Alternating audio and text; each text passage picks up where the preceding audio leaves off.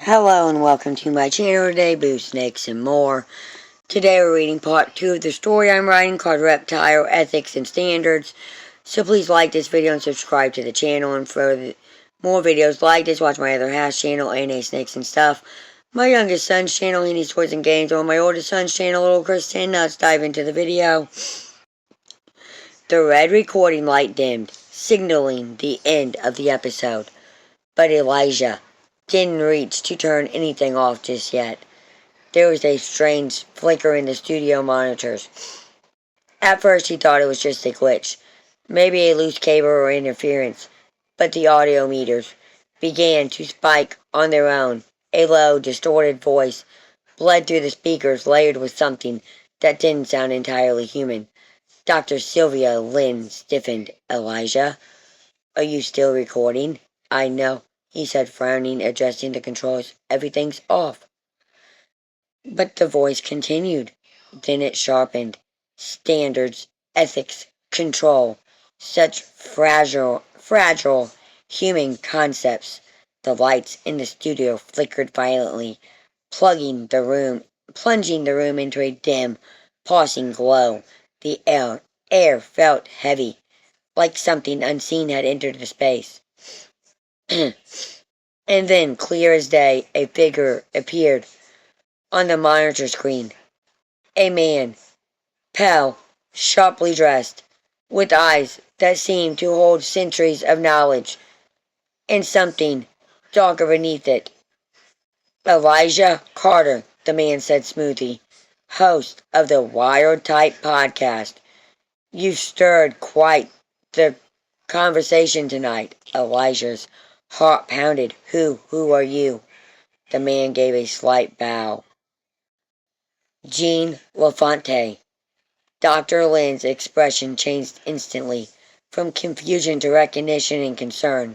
Elijah, she whispered, that name.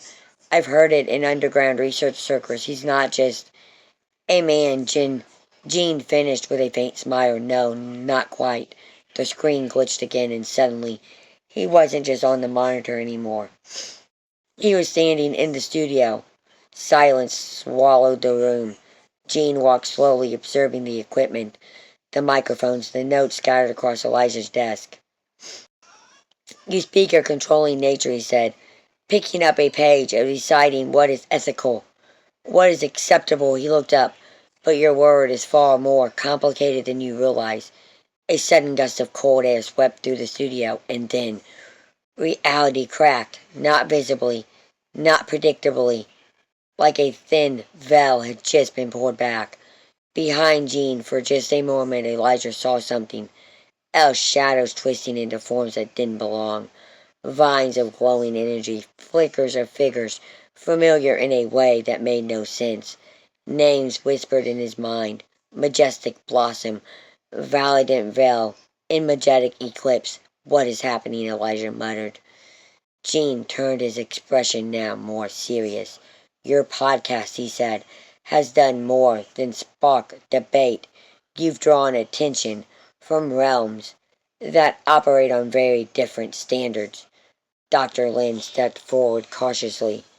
You're talking about something beyond biology, beyond evolution. Jean nodded slightly. Your discussions of mutation, control, and selective breeding, in some words, those are not hobbies, they are weapons. The studio lights flared again, and this time they didn't come back the same. The walls seemed different, subtly overgrown with faint, glowing plant-like patterns. The air carried a soft hum, like energy was flowing through unseen roots. A figure began to form near the corner of the room. Elegant, Earther, Lumina, Blossom, Elijah, she said gently, her voice echoing like wind through leaves. You've opened a channel. More presences followed. A darker one, abyssal, thistle, its forms shifting like shadows warped in thorns.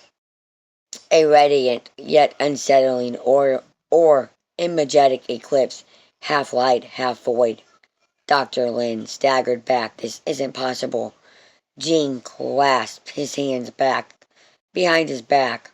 On the contrary, this is the natural consequences of curiosity without boundaries. Elijah looked between them, all overwhelmed. I just talk about reptiles, he said. Standards, care, breeding. And yet, Jean interrupted, you are now at the intersection of worlds where breeding can reshape reality itself. A majestic blossom appeared last, her presence calmer, but no less peaceful, powerful.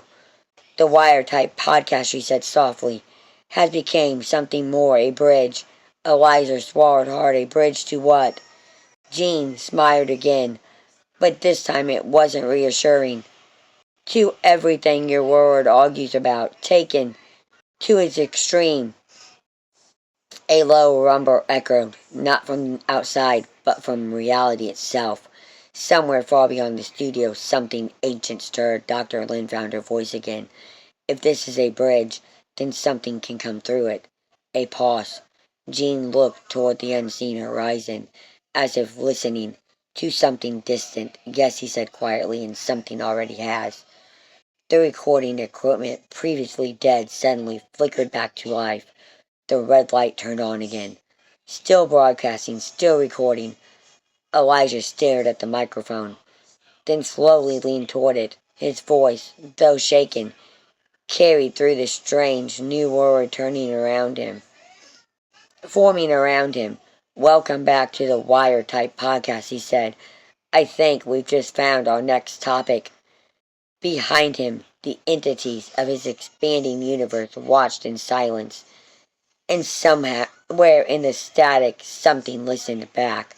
Thank you for watching this video, and peace out to the next one.